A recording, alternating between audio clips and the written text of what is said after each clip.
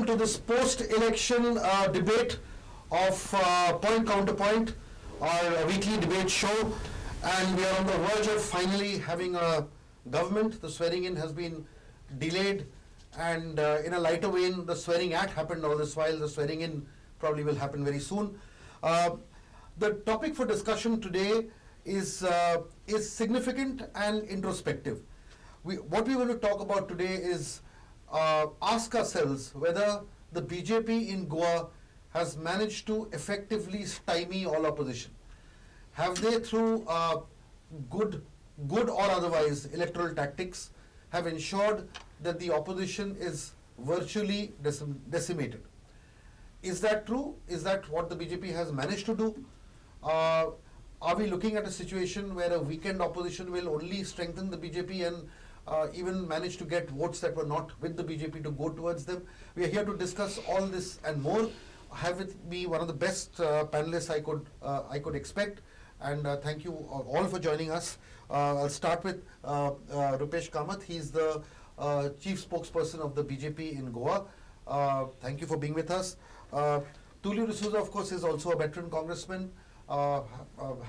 Speaks eloquently on issues concerning the Congress and the state. Welcome, Tulio. We have Surel Tilve of the Aam Aadmi Party, the vice president of the party, who also contested these elections from Ponda. Unfortunately, couldn't make it, but remains a very vocal voice. And last but not the least, an absolute pleasure to have Kumar Kalanan Maniji, one of Goa's most eminent Gandhians and who's been running the Peaceful Society in Matkai for a very, very long time, has worked extensively in the fields of ecology and environment and the Western Ghats, and of course has contributed to the political discourse of Goa. Starting with Rupesh Kamath, because his party is of course currently in the center of all attraction as far as India is concerned. I'll start with the basic premise that we had for this debate. Has the BJP tactically managed to curtail and almost finish all opposition? I don't think so. Opposition is finished. Opposition is there, always remain. I think Bharatiya Janata Party has managed to get a sizable number of majority in the current assembly, 20 seats by its own, and it has got support from 3 independents. And also the other regional party, the MGP, has support. So other than that, I think Congress is there, AAP is there, there is RG, all these people are there. So that I don't think that BJP has finished opposition. It has managed to get a sizable, good, comfortable majority for itself. Yeah, but don't you think that 20 is not the number you would have got if the opposition was completely united? So this whole strategy of ensuring that the opposition vote gets split, obviously the BJP must have played its part in ensuring that it turns out this way. It cannot be an organic exercise. I think if we see all the elections we had before, I think we never had a straight fight earlier also. We had regional parties, we had 2-3 players. It was always a triangular, quadrangular fight always. So this election was nothing new. And amongst that, BJP managed to get a better vote share. It managed to have strategic candidates at different places. So I think all election mechanism worked for the party. Tulio, I'll just put the same question to you and get your response. See, in the first place, let me tell you that in a democracy, the place of the opposition is always there. It's the inherent voice of the people against the establishment. It wouldn't be really against the establishment, but any moves of the government, you need to have a watchdog that regulates and monitors this government. And it's not only in Goa, it's all over the world. Now, on this specific aspect of the opposition getting decimated, see, I'll come back to the figures of not the numbers reflected in the seats, but the BJP had about 31.3% of the vote at the last elections. They have marginally climbed to around 33%. Now, we must remember that in just about less than 2% of a climb up, they have managed to get another 7 seats. That was exactly due to the fractured vote of the opposition. Absolutely, correct. and you have already said that. Now, what the opposition could have done to unite the opposition 66% against the 33% that the BJP polled is now history. But I only hope that the opposition henceforth at least works collectively in one voice to see that the actions of the government are well monitored, the genuine and legitimate voice of the people is well represented, and the actions of the government do not reverberate into dissent all over the state, which we had seen in the run-up, not only in the run-up, but even 2-3 years prior to the elections. There were opposition, there were agitations from all sections of the society. There were agitations from the para-teachers, from the Anganwadi workers, from the freedom fighters' children, visible agitations. The Mopa airport, the land acquisition process there, the land acquisition process all over the highways which have decimated and finished small farmers, and so many other agitations which are currently on, not to speak about the price rise. So I am sure, while we respect that the BJP is in a majority position to form the government, we only expect the government to be alive, not only to the opposition that will be representing the voice of the people, but alive to the issues that are confronting the state. Yes, Tulio, and the three linear projects are included in that. Yeah, Tulio, thanks. We'll come to that. My question is this, that the Congress had a golden opportunity to fix this, in the sense that the Congress could have been the repository of the anti-BJP sentiment on its own. Okay, the very fact, and when we say split of votes, many parties came in, people voted for different parties, that is a feature of democracy. The point that I'm trying to make is that if the people said that, look, the BJP needs to be voted out and a non-BJP government comes into play, why did the people who fundamentally were against the BJP, why did they not have the faith in the Congress so as to vote for Congress candidates even in constituencies where there were other people? Why did RG, for instance, get so many votes? Why did AAP win 2 seats? That fundamentally meant that even in areas where the people did not want to vote for the BJP, they did not trust the Congress to be the repository of the anti-BJP sentiment. That is the reality of today. Yeah, you are absolutely right. The reality of today is that the opposition was fractured.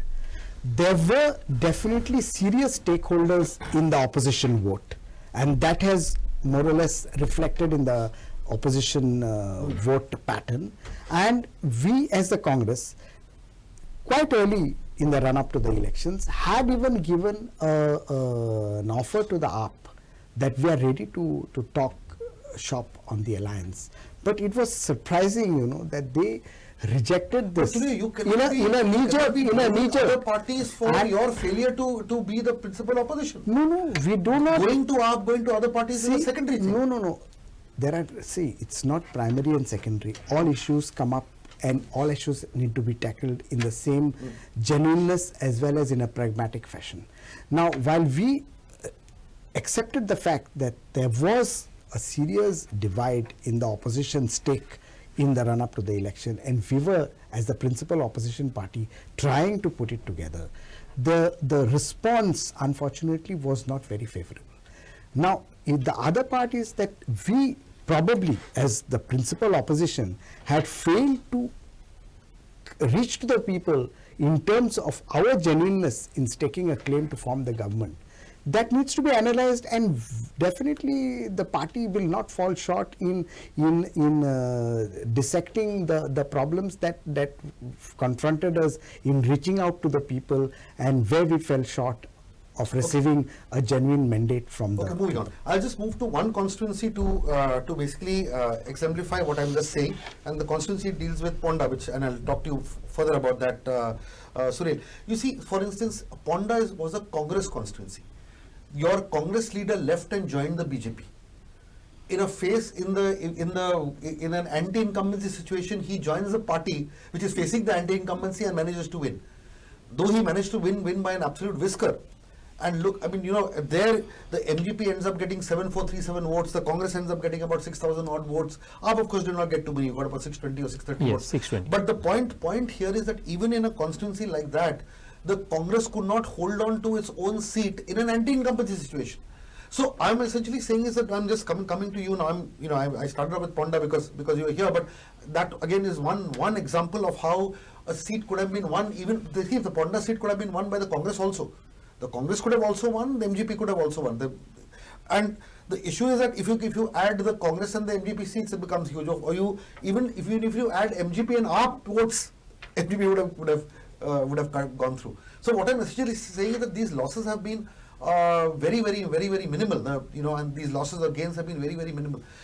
But coming to you, the two things. One is the partial success of AAP compared to what it did last time. I think vote share and things. How did that happen? But also, do you agree that even after being in Goa for almost 10 years, of course, the AAP got seats because of various other factors, also because of its hard work. I'm not denying the work that AAP did in Benoli and Veli, and it's not denying it.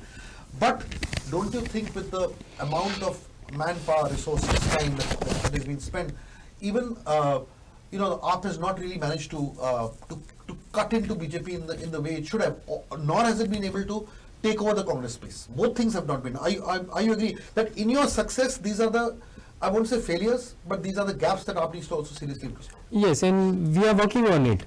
Because see, Congress was not that much serious in defeating BJP.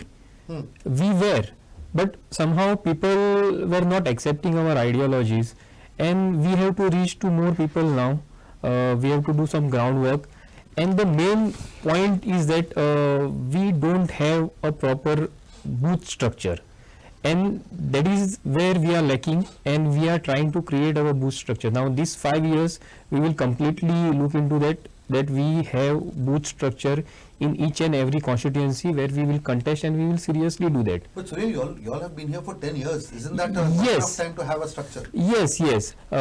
See, last election we got a substantial vote share. We got around 6.3% vote share. That was actually our first election.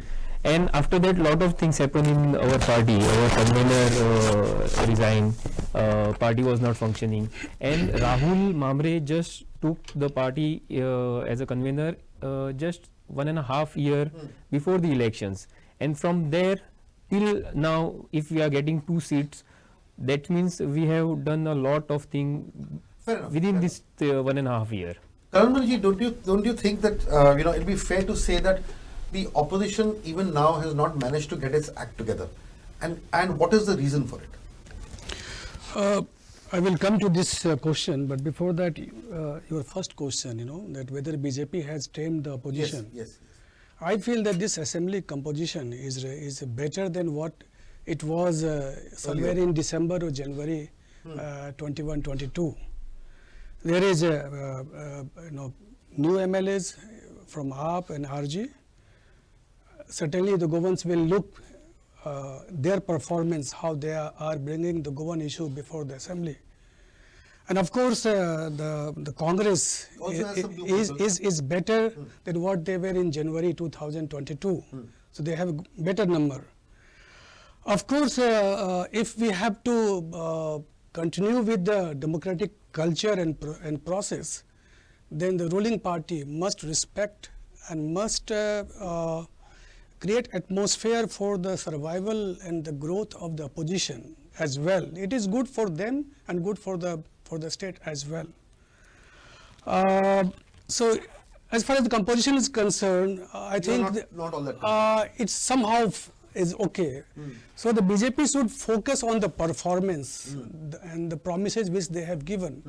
BJP this time should not go for the snatching the MLAs from other parties. That won't be required also. In fact, that act of their previous government has turned, has affected their image as well. That BJP is not the party what they were claiming once upon a time. I think this time they should not do that.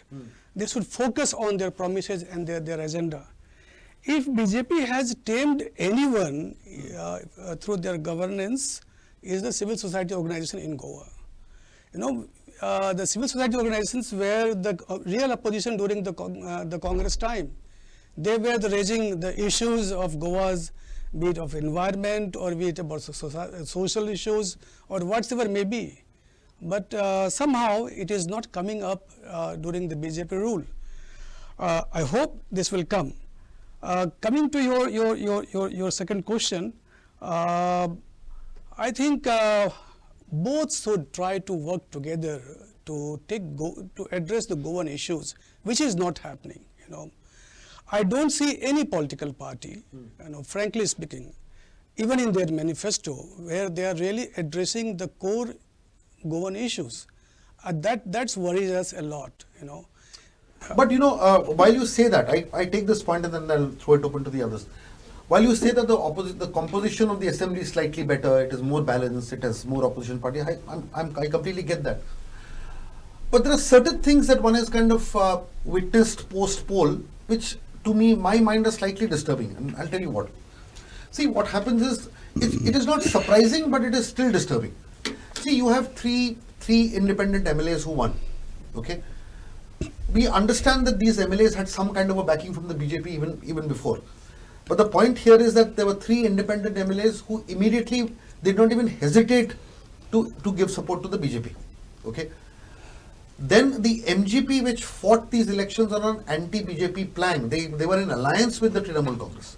Sudhin Dhawlikar himself said that they would not take any decision without taking Trinamool into confidence. Of course, the fact remains that the Trinamool did disastrously. They lost deposits. They could not open their account. And but however, the 2 parties got into an alliance.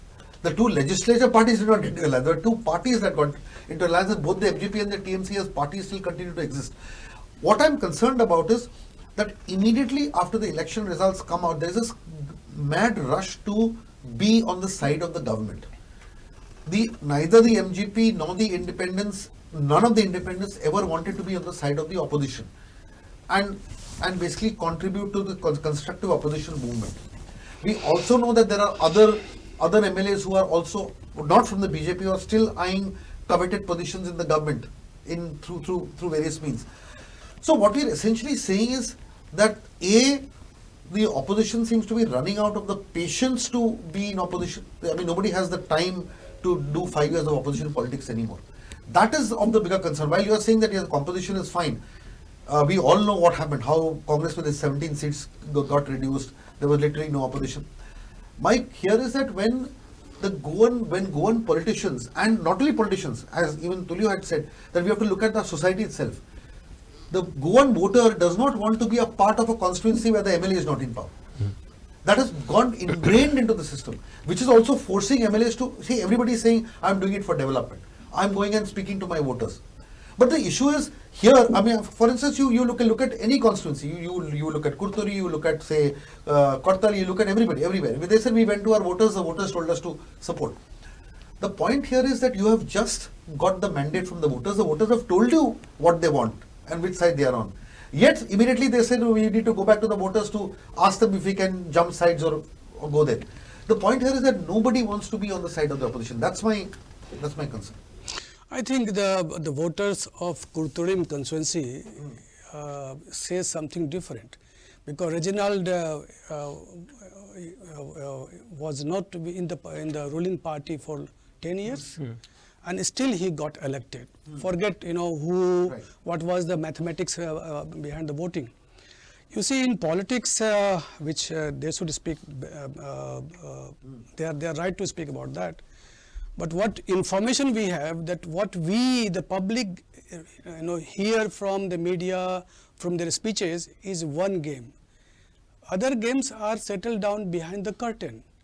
For example, MJP, even in 2017, I have a certain information that MJP and the Goa Forward Party had some kind of understanding with Mr. Parrikar even before the election. What they did in after the result was just a drama, nothing else. MGP is a party of just one family, and they want to be with the ruling side. So they don't want to be in opposition side. Congress somehow is learning to, and they have to learn to be a very responsible opposition party, which I think this time they have a good opportunity to be a responsible opposition party. Congress was a party of the opportunists so far, but now they are out of the power for continuously for 10 years. opposition role is very crucial for them to play. People are, Govans are watching AAP as well. You know, I don't know why he changed his constituency, but people are watching AAP as well, and AAP also has a role to play in next 5 years. I think it's not the number which play a role, the performance of the opposition which plays the role, you know. I will give you one instance, you know. I had a chance to attend one international conference in Copenhagen on climate change. And it was a global conference, but the one person from Tuvalu Islands, he dominated the entire global conference. The one man with quality, with conviction, can make a lot of difference even in Goa. So Congress, 11, AAP, RG, if all they focus on Goan issues, certainly Goan will look upon them. Or if BJP is just focusing on agenda, things will be very different.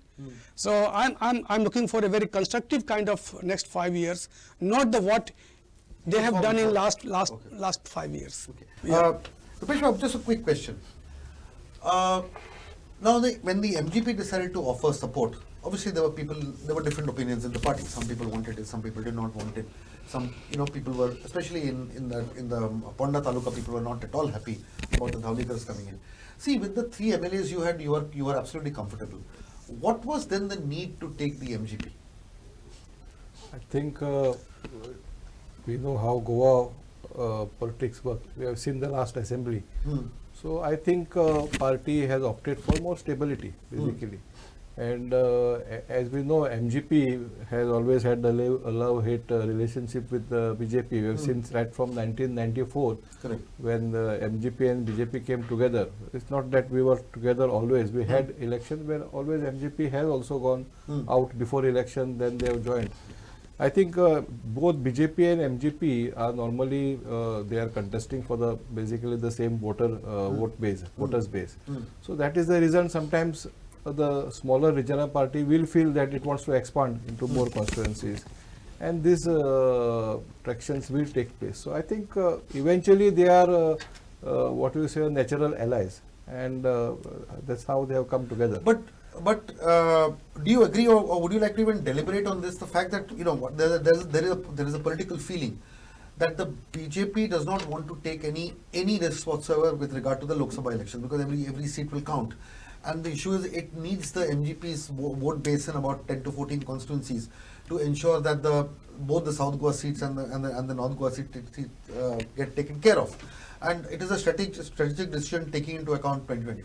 Yeah, absolutely. What I said just now is the same thing. Both MGP and BJP, they cater to the same voter base. So I think MGP coming with BJP and forming the government, I think for the Lok Sabha it will always be beneficial for BJP in all the constituencies. Also, one must take into account that the BJP has won by very narrow margins in many of these seats. That is number one. Number two, there is another elephant in the room which people don't kind of address all in the open, and that elephant in the room is Vishwajit Rane. Okay, the issue that I'm deliberately taking the name because of the whole media and the political circles is abuzz with it. So also is the BJP also taking insurance against any future shocks? BJP is looking for a clear majority, so that as our colleague has said, that we want to actually follow the agenda, our promises, and the manifesto which we have given to the people. Party will try to fulfill most of it in true spirit. So a proper majority and a stable government is the need of the hour here. So I think all measures have been taken into this. Tulio, why do you think that the BJP decided to take on as many passengers who are waiting to board the train? Is it just the Lok Sabha? Is it also due to internal issues within the party? They're just trying to get these cushions in? See, it's a collection of many issues that bring the entire situation to focus. As my co-panelist Rupesh has said, we are looking for more stability. So there probably begins not the need but the greed for accumulating MLAs in the house. And that's exactly what we saw during the previous term, where the open-ended scheme of adding stability, they went on acquiring more and more MLAs and depleting the opposition's rank. But this time they only have to blame Congress. They have no other option. Yeah, no, whatever. There is Congress, there is AAP, there is RG. whatever. I don't want to make any oblique references to anybody. But the fact is that this open-ended type of a scheme of trying to add stability to the government by puncturing the voice of the people. I won't say puncturing the opposition. We are puncturing the voice of the people. And in my opening remarks, I never said that actually the people want their MLA to be only in the ruling. An opposition MLA can be as effective as a ruling party MLA if he projects the voice of the people and the needs and the development projects of the constituency in an effective manner. That's up to the person concerned. So here the BJP is being in power, their own parlance, a double engine government. Double engine government to steamroll the opposition is not a healthy sign for democracy. That's the basic thing that we must understand. Allow, as my other co-panelist Kalaranji has said, allow the opposition to function, to raise the voice, the legitimate and genuine voice of the opposition. There are projects that are being hotly debated. There are projects like the 3 linear projects. Right. There are projects like the double tracking of the railways. There are serious other environmental issues confronting the state that require redressal and require the Made issue has not yet got resolution. We are in a serious soup with the Karnataka government, and I think some of the, not some, all the blame for that lies at the doorstep of the BJP in the last 10 years for what is the state of affairs of the Made issue.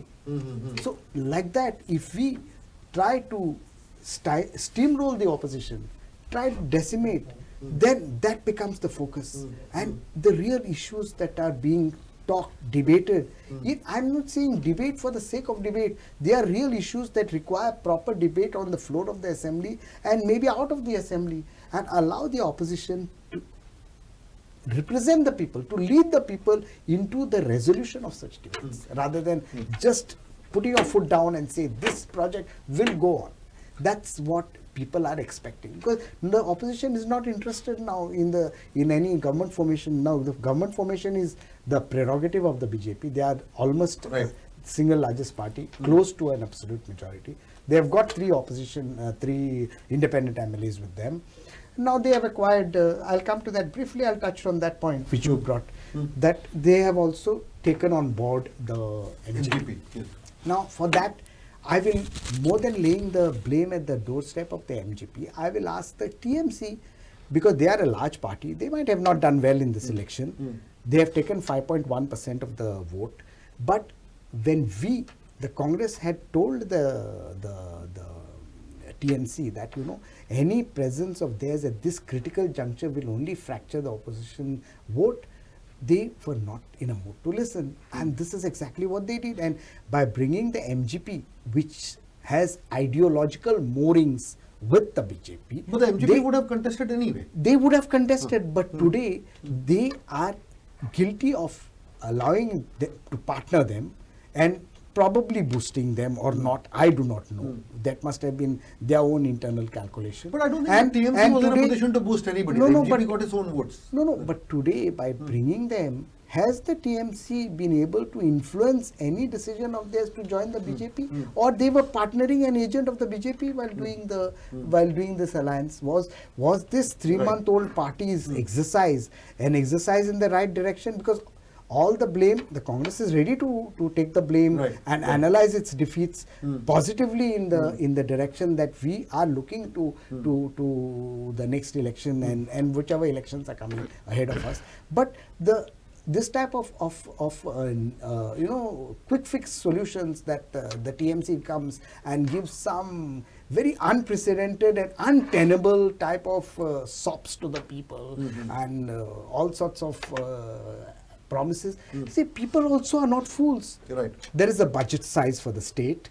The budget size of the state can accommodate a certain amount of welfare measures, and you cannot just say that these will go to all sections of the society. You cannot take the youth along, you cannot take the children along, you cannot take the ladies along, and you cannot take the senior citizens along. We want to take everybody along, but in a welfare policy of the government, it has to form. You see, they went to the extent of distributing some cards. Now, what was the point of a political party distributing a card? I am saying this because people were not fooled. There were some people who got carried away and later on got back to us asking, what is this? Because a card by a political party of a projected policy through their manifesto doesn't mean that that card is going to be working post-election. Yeah, the card has no currency, yes. Even in the election, in the scenario that the TMC had won an absolute majority and their policy was on board, that policy would have further to be worked out in greater detail by the concerned department that would handle it. And the department would bring out cards or forms or whatever needed to be in the public domain for the people to enjoy the benefits of that policy. So how do you, so you were trying to probably bring before the people certain very policies which were I mean trying to fool the people probably. Okay, so now moving to AAP before we take a short break. The AAP also did the same thing. AAP made a lot of promises, gave a lot of freebie promises, the Yatra promises to Valankini and to Vaishno Devi, and so on and so forth. The promises of free electricity and others. So coming back to what Tulio just said, the issue is that these politics of freebies, does it really work? And you know, to the best of my knowledge and information, you all did not win Veli and Benoni because of these promises. You won because of the hard work of the candidates. So in hindsight, do these politics of freebies actually work? No, first of all, I'll answer that why BJP is taking MGP's support. Sure. Now they are eyeing on Lok Sabha election. This is one part. But secondly, the main reason is that BJP cannot handle normalcy. Now they got 20 seats plus 3 independent supported them and they cannot handle it. Now last election, 2017 election, they got 13 and within that night they formed government. This time, now 15 days have passed, but still... are you saying it as a compliment? No, I am not saying it as a compliment, but they cannot handle this normalcy. Okay. Now second thing is that, as you said, some of the MLAs from Ponda objected for taking MGP's support. Now this tactic was used by BJP to stop them from raising their voice. Whose voice? Those MLAs who oppose taking MGP into BJP. So they are saying that, see, we will do whatever we want and you don't have to tell us what we are supposed to do. But in the Ponda Taluka there is only Ravi Naik. No, Ponda Taluka there is Ravi Naik, there is Govind Gowde, there is Subhash Shirodkar. Those three, yes. Those three. Agree, yes. Then from Penjim, Babush objected for taking into. Yes. Yes. Okay. Huh? So I'm talking about entire BJP. Now there are a lot of issues, lot of corruptions during the tenure of Sudhin Dholkar as PWD minister, and we are knowing everything about it. He is holding PWD and transport department for since he was MLA, since he became he got elected. That is your charge. That's the charge that you're making. Yes. Okay, fine. And if he does not support the ruling party, all his files will come up. And that's the reason why when BJP comes, he supports BJP. When Congress comes, he supports Congress. So he has no option. The second point, we have created such a situation where we think that only a ruling candidate, a MLA in the ruling party will do our work. That's a completely wrong statement and wrong thing that we are taking into account. CM is for entire state of Goa, and and when last election 10 MLAs from Congress jumped to BJP saying that their development work is pending, so that means CM is at failure because he is not doing work in those constituencies. He is treating those constituencies as opposition constituencies. So this is failure of CM. And that's the reason why people try to be in the ruling party. Your final words before we take a short break. I want to say something about AAP. You know, Goans are watching AAP for last 6-7 years. The biggest problem with AAP is not having any state level leader. You know, they are changing very quickly. I think that is the biggest problem with AAP. they have to promise the government with a very stable and credible face. They had, but unless they resolve it, they cannot improve in the next election. So you're saying that Goa needs parties to have strong leaders. And a strong Absolutely. face. See, this time, Congress with one leader, Digambar Kamath, looks more confident. BJP, well, Mr. Manohar Parrikar was charismatic one, but somehow Mr. Dr. Samant is emerging. He may not have a similar shoes, but certainly he is emerging. RG, you see, there is one man who can bring people on the street. Goa Forward had inning, they have spoiled themselves, for the region they know best. AAP still have a chance unless they resolve, they bring a one very credible face before the Goan. I think this works a lot, This requires, yeah. So on this note, we'll take a short break and we'll see on the other side.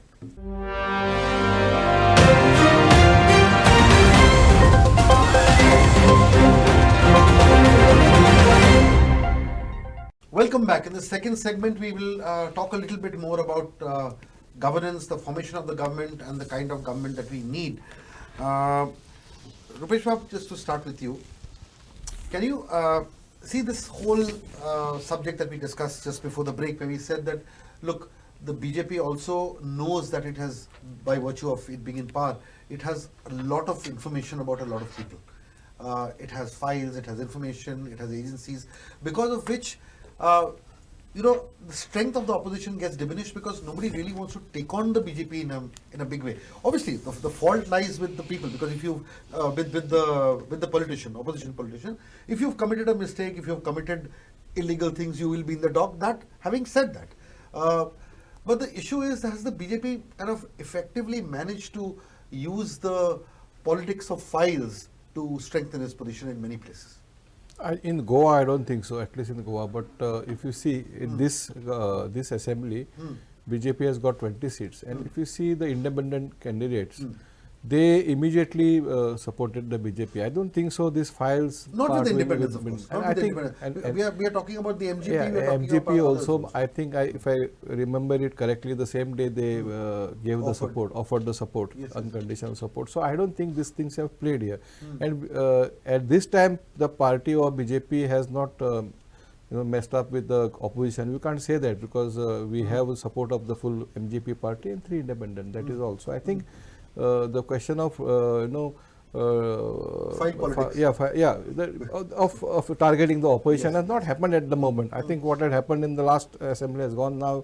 This assembly is I think pure combination of independent, a regional party and Bharatiya Janata Party. So I think we positively will look for a proper governance for this week. I think this will be a better, stable government. Another aspect I would like to touch on, throw it open, because it's about overall governance. This is the issue of corruption. Now, corruption is one issue which has been plaguing all state governments. I'm not saying BJP is the only state government, but by virtue of it having ruled in the last, say, 10 years. And we know that the former governor Satyapal Malik, who also said that Goa is extremely corrupt and everything in Goa is corrupt and all that. Anyway, we leave that statement aside, but we are reflecting on the fact that do you kind of realize that with so many disparate forces within your government, there are people who from all walks of lives and backgrounds who will end up being ministers? What does the party need to show to project itself as a zero tolerance to corruption government? Because I remember in 2012 when Mr. Parrikar took oath, one of the first things he said on the dais after taking oath is that this is going to be a zero tolerance. We will have zero tolerance to corruption. Now, that narrative, don't you think it needs to come out a little more forcefully this time? Yeah, I agree. It should come. I think it will come. I think let Dr. Pramod Sawant take oath on Monday. I think we will see a different doctor this time. Last time he was an elected CM, this time selected CM. This time he is an elected CM. I think more confidence, more experience behind him. I think we will see more positive, performance from his side. Do you think that the public at large is not holding governments accountable on the issue of corruption? Everything goes right from the panchayat level. I'm not even talking at the highest levels of power. I'm talking straight from the panchayat level, the municipality levels and other levels.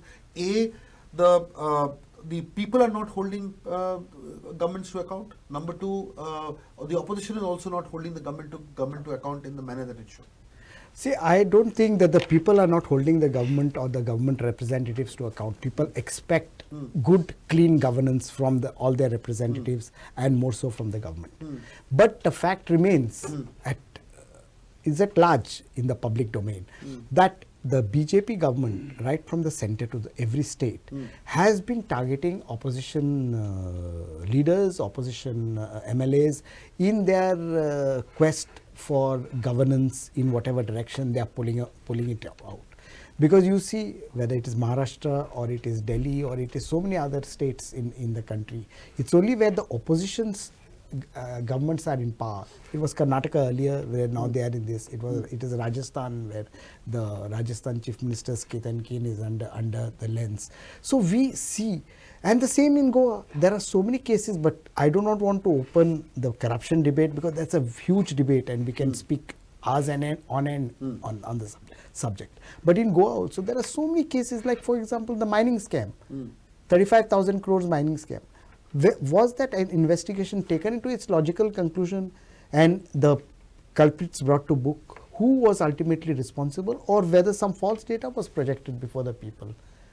We have to be accountable, not only in... That is important because your own leader will come under the scanner there as well. No. Why? The whole state, you see, our own leaders have time and again, because there is no such report, because we have got from the Assembly Secretariat that there is no such public accounts committee report that holds the government on the 35,000 crore scam. We are talking of the PSC report. We are talking of numerous other reports. Whether such reports are just created to pull wool over the people's eyes, or these reports are genuine reports, because ultimately when investigating a genuine issues, the fact that illegal mining happened, there is no doubt about it. Okay, one can debate the figure of 35,000 crores, you reduce it to 300 crores. But now the party, but when the party is in power for the last 10 years, what has happened to the so many other issues that need to be looked at?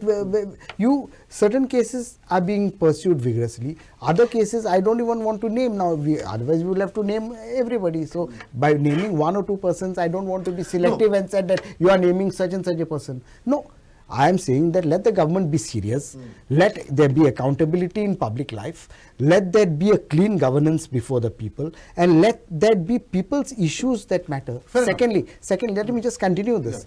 Other issues of governance, because that was just only about corruption. Other issues of governance, there are so many issues that merit government attention. There is no accountability, there is no direction, and there is no signs in the immediate future that these issues are going to bring in some resolution. I will tell you, first look at the land reforms, the comunidades, and all the other issues concerning the sanads to be given, the alvaras to be given in the Satari areas, or in Mae, the issue brought. You cannot have piecemeal solutions to this land. Land reforms is a must, and you need a proper commission to handle this. As an architect, I will tell you that these issues need to be solved once for all, not for taking personal benefits or taking personal glory out of it. That the issues merit resolution at the state level, and only then these issues will be solved. There are other issues like casinos, regulation, naming games commissioner. Nothing has been done about that. Okay.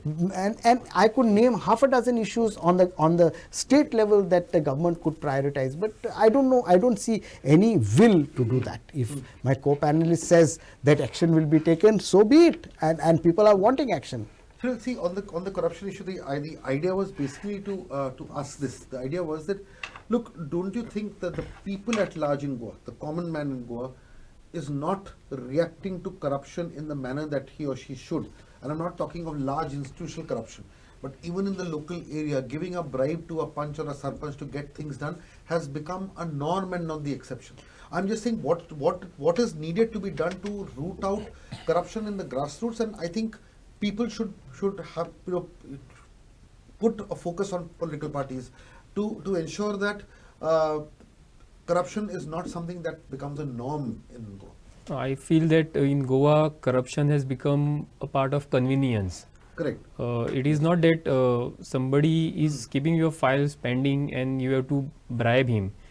In Goa, it so happens that you pay something to that person so that your work done a little bit faster. Correct. So this is a different kind of corruption as we see in other parts of Goa, other part of India.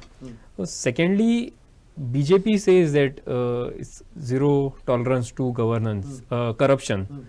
But it's just another jumla, as 15 lakhs will be debited in your account. AAP is a classic example that if you stop corruption, you will have lot of money with you, so that the state can be in surplus budget. In Delhi, we are in surplus budget for last 4-5 years. In Goa, we are seeing that we are taking loans every 2 months. Now, if BJP is saying that they will not tolerate corruption, I would like to challenge CM Pramod Sawant to have a corruption-free helpline as recently declared by Bhagwant Mann in Punjab. Now he is also from Aam Aadmi Party. We have formed government there, and on the day of his swearing in, he day before yesterday, he launched a corruption helpline, and any person can record anything and send to that WhatsApp number, and he will personally monitor that. Now, if BJP in Goa are serious about stopping corruption, Is the BJP open to such a suggestion? BJP will be open to any good suggestion, but I think we have to stop here compelling different states.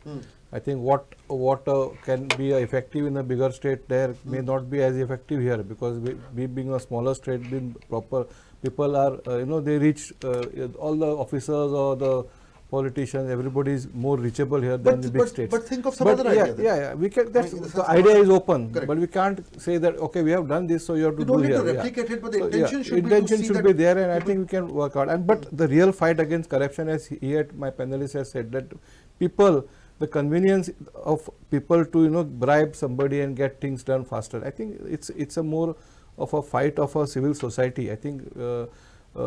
Just by blaming a government or a politician will not do. I But think to start with, I think yeah, you all civil should society strengthen the should Lokayukta think, institution, yeah. because Lokayukta institution is absolutely toothless.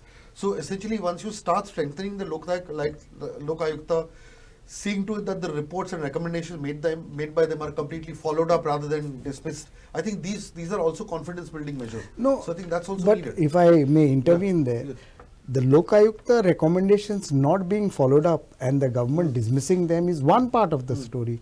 You see the amendment to the last Lokayukta before the current Lokayukta was appointed, that was exactly meant to totally paralyze that organization and being there only for paper value. Okay. The other issue, okay, I would like to come on Yes, corruption. please do, but just a quick reference point. See, the thing is, corruption obviously is a huge issue, and as a Gandhian, it must be affecting you as much as, or more than many other people. But don't you think that one of the reasons why the opposition has not been able to strengthen its hands is because the opposition is also not coming to the table with clean hands. One of the reasons why opposition politics in Goa has not been able to actually flower and bloom and get the strength is because the opposition itself is guilty of a lot of acts of corruption, either during the time when they were ruling or otherwise. So don't you think that if you empower people, and if you have a corruption-less opposition, the opposition also becomes stronger against the ruling party? Absolutely. Well, I will not talk about AAP and RG because they have to show their color in next 5 years. Yes. For as far as Congress is concerned, they had a long time to make India corruption free. And on the free corruption governance, BJP has given a lot of disappointment to all of us. No one loves corruption. Everyone wants corruption free society. And I will not blame the people. I will blame the government. And I see in Goa, the quality of governance in Goa has degraded year by year. If I have to give you an example, in 1990, when we were building our campus in Madkai, there was no corruption at all, at any level. But when I was making my house at Kadamba Plateau, I had a terrible experience. Well, being Gandhian, I'm ready to slog ready to go make 50 trips to this office, to that office. But it's a terrible scenario from top to bottom. We made a model act for Ideal Village Panchayat, and that we gave to Government of India in 2013. The Peaceful Society. Yes. Ideal Village Yeah, Panchayat. it's a national model for Ideal Village Panchayat. You know, and we gave the Government of India. The minister wanted to work on that, but scenario is different thereafter. I think it was in 2009. 2009. Okay. I think we can check the corruption, and we can make corruption-free society within 3 months. We have prepared a document in a legal version in that act. If government is interested, we are ready to hand over them also. Right. You know, you make system more transparent, and you should have a courage and guts to punish those who are, you know, acting, or those who are doing corrupt practices. Second thing, we are in a digital era. Please make this e-governance to function, to act. For why making people to visit for a small work to government offices? A lot of things can be done, and European world or many state government also have done. In Goa could be ideal state of doing 80% work through e-governance. Why? They have spent hundreds of crore rupees, but the corrupt system have made this e-governance totally failure. Third is, you know, the fourth is what governments must do. You know, the government servant or government employee must respect the people who visit them, talk them, you know, help them. That is not happening. That is why, because people do not want to be harassed, they don't want to delay their work, and therefore they tend to pay the money. They are paying money not because of choice, but because of compulsion. Right. And therefore, I think this is the challenge before the government to come in next 2 days' time. This is challenge for the opposition party as well. Right. To at least, if opposition party and the ruling party, if making Goa corruption free, the Goans will be really very happy, and tell them every day, Dev bare karu. I'll just make a small point in that. You see, the corruption, right from what we were talking about to the lowest level of the democratic tier, that's the panchayats, to the highest level. You see, one cannot look at this in a piecemeal fashion. The entire corruption has to be looked at into the totality of the existing democratic structure. Why I say that, I'm not using lofty terms. Right from the conducting of the elections to providing sufficient electoral reforms to make the election process a little more transparent, a little more clean, and only then you will have the percolation and the effects of that being felt in other forms of governance after that government is thrown up through some process of electoral reform. I mean, that's already fine, but I think... You see, because the BJP government brought in a reform which provided for electoral bonds, which is the most opaque form of governance. I'm just giving you an example. Broadly speaking, you're right. You're absolutely right. And only then will the effects and the fruits of that be felt at the lower level. But I actually feel that corruption can be stopped only if every minute incident of corruption is taken care of, reported, spoken about, and fought for. That's very important. That is symptomatic what you are talking about. I am talking about providing an inherent relief to the cleaning up the system. Symptomatic, okay. Till the inherent relief comes, till the inherent relief comes. What is preventive and what is curative, the options are before you. See, if there is a, I'll give you a simple example. If there is a deal happening with regard to a PWD project, okay, and you know the contractor has got that project due to the manipulation of a tender, and because he or she is close to powers that be. Now, when that is happening, you need a strong opposition to raise that completely, come with the facts, file the required cases, go to the Lokayukta. I'm just saying the opposition also needs to work equally hard as much as the ruling party. The issue is that you cannot have any holy cows.